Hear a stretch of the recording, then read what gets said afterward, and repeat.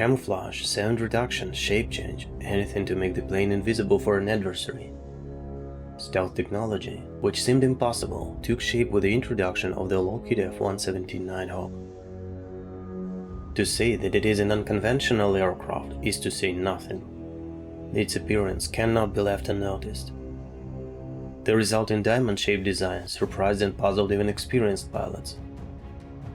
A Royal Air Force pilot who flew it as an exchange officer stated that when he first saw a photograph of the still secret F-117, he promptly giggled and thought to himself, "This clearly can fly." However, the result had exceeded all expectations. Its shape was created focusing on low observability rather than aerodynamics. Aerodynamically unstable in all three aircraft principal axes, it used a computer to maintain controlled flight. The Nighthawk development was shrouded in secrecy rivaling that of the Manhattan Project. For more than 10 years it was one of the most classified airplanes. This caused a lot of challenges. So, let's go deep into this topic. But before we went too deeply, if you enjoyed the video and you want to support the channel, hit like and subscribe with notifications. Your comments will also be a great help to promote the video. I'm improving my 3D skills and doing my best to produce 2 videos a month. I invite you to join my YouTube journey. More videos ahead. Glad if you enjoy it. And now, let's go deep into this topic.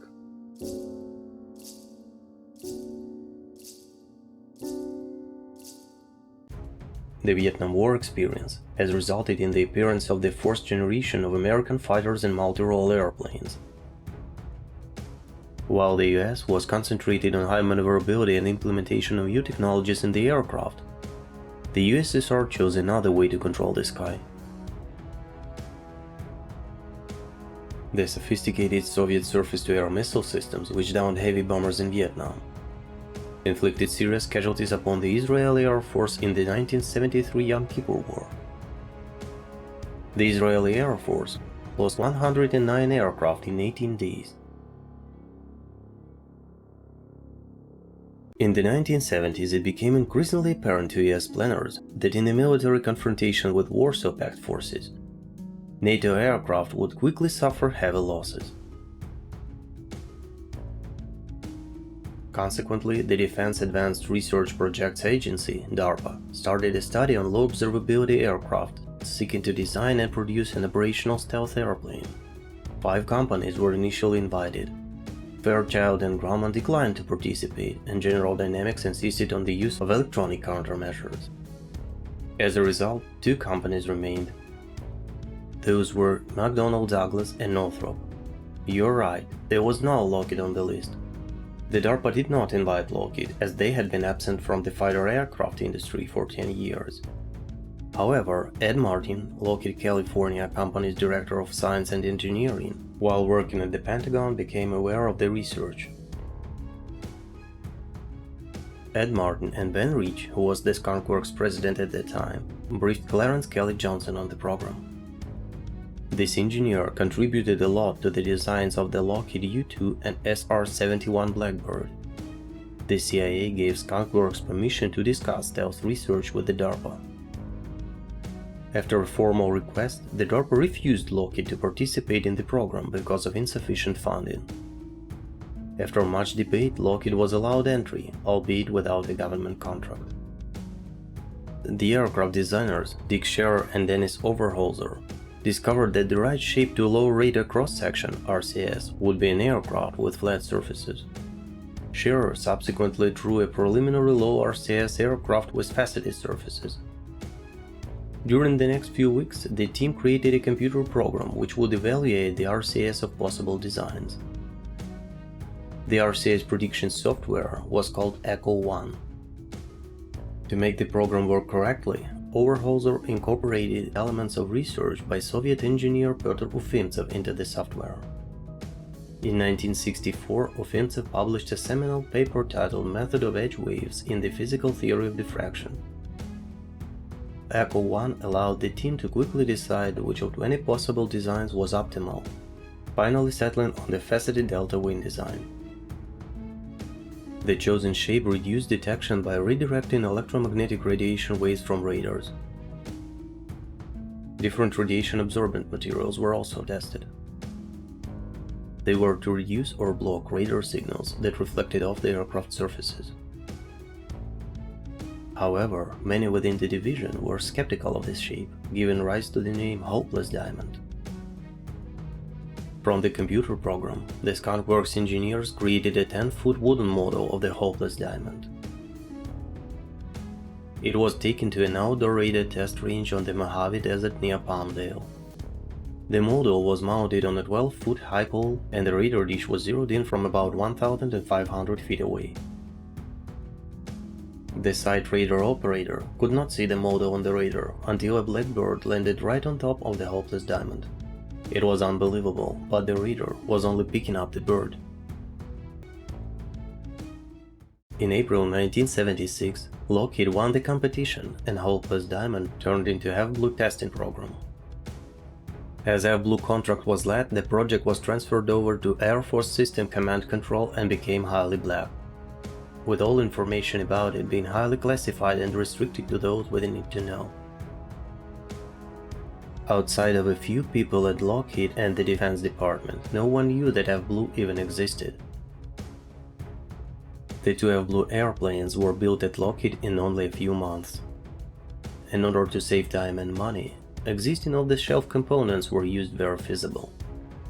The engines were a pair of standard production non-afterburning General Electric's JFT-5s. The landing gear was taken from a Fairchild Republic A-10, and fly-by-wire components were scavenged from an F-16. The instrumentation and the ejection seats were taken from a Northrop F-5. The F-Blue aircraft had the same general shape as that which would later become familiar with the F-117A. The leading edge of the semi-delta wing was swept back at 72.5 degrees. The wing featured two inboard trailing edge ailerons for pitch and roll control. There were no flaps or speed brakes. The prototype employed V-type windshields similar to those of the F-102, F-106. The airplanes were equipped with fly-by-wire controls which were adapted from the F-16 system. Considering that the F-16 was unstable only about the pitch axis, the system had to be modified to handle a new aircraft which was unstable about all three axes. If you want to find out more about the F-16 Fighting Falcon, the link is in description below. A camouflage paint scheme was applied to make it hard for unwanted observers to determine the aircraft's shape during the flight tests.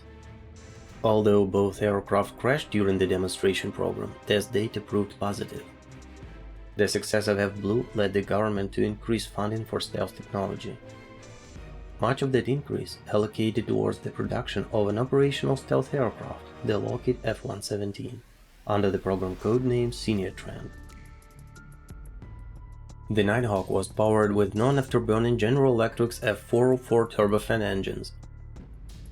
It was air refuelable and featured a V-tail. The maximum speed at high altitude equals 623 miles per hour or 1003 kilometers per hour. The service ceiling was 43,000 to 45,000 feet or 13,000 to 14,000 meters. The single-seated cockpit was quite spacious, with ergonomic displays and controls, but the field of view was obstructed by the large blind spot to the rear. To maintain its low observability, the F-117 was not equipped with radar. Whether it carries any radar detection equipment still remains classified. Its faceted shape, made from two-dimensional flat surfaces, resulted from the limitations of the 1970s era computer technology. Later supercomputers made it possible for subsequent aircraft, like the B-2 bomber, to use curved surfaces while maintaining stealth. An exhaust plume contributes a significant infrared signature. The F-117 reduces IR signature with a non-circular tailpipe to minimize the exhaust cross-section and maximize the mixing of hot exhaust with cool ambient air. The airplane lacks afterburners because the hot exhaust would increase the infrared signature, and breaking the sound barrier would produce an obvious sonic boom as well as surface heating of the aircraft skin. which also increases the infrared footprint. Although its index F means that it's supposed to be a fighter, the F-117 was designed to be an attack aircraft. This is an inconsistency that had been repeatedly employed by the US Air Force with several of its attack aircraft since the late 1950s, including the Republic F-105 Thunderchief and General Dynamics F-111 Aardvark. The Nighthawk's performance in air combat maneuvering required in a dogfight would never match that of a dedicated fighter. The first F-117A made its maiden flight from Groom Lake or Area 51, Nevada, on June 18, 1981. Only 31 months after full-scale development decision. During the program's early years, from 1984 to mid-1992, the F-117 fleet was based at Tonopah Test Range Airport, Nevada. As the program was classified during this time, the unit was officially located at Nellis Air Force Base, Nevada, and equipped with A-7 Corsair II aircraft. Every month, the personnel had to fly 22,000 passenger trips on 300 flights from Nellis to Tonopah. The Nighthawk was secret for much of the 1980s. Many news articles discussed what they called an F-19 stealth fighter, and the Tester Corporation produced a very inaccurate scale model. When an F-117 crashed in Sequoia National Forest in July 1986, killing the pilot and starting a fire, the Air Force established restricted airspace. Armed guards prohibited entry including firefighters, and a helicopter gunship circled the site. All F-117 debris was replaced with the remains of an F-101A Voodoo crash stored at Area 51. When another fatal crash in October 1987 occurred inside Nellis, the military again provided little information to the press. The Air Force denied the existence of the aircraft until the 10th of November 1988. When Assistant Secretary of Defense J. Daniel Howard displayed a grainy photograph at a Pentagon press conference, disproving the many inaccurate rumors about the shape of so-called F-19. After the announcement, pilots could fly the F-117 during daytime and no longer needed to be associated with the A-7. In April 1990, two F-117 aircraft were flown into Nellis, arriving during daylight and publicly displayed to a crowd of tens of thousands. In 1992 it became a film star and was called an interceptor in the self-titled movie.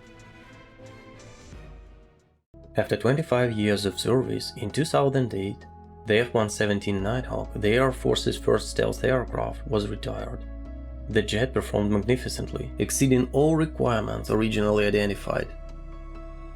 This was exemplified during the summer of 2006, when the 49th Fighter Wing, which was the plane operator, passed 250,000 flight hour mark. It was quite a feat considering such a small fleet. It participated in 4 campaigns and only 1 aircraft was ever shot down. The Nighthawk was the first of its kind, and it is still shrouded in secrecy. 2 F-117s were sighted flying low in April 2023, 15 years after it had been retired.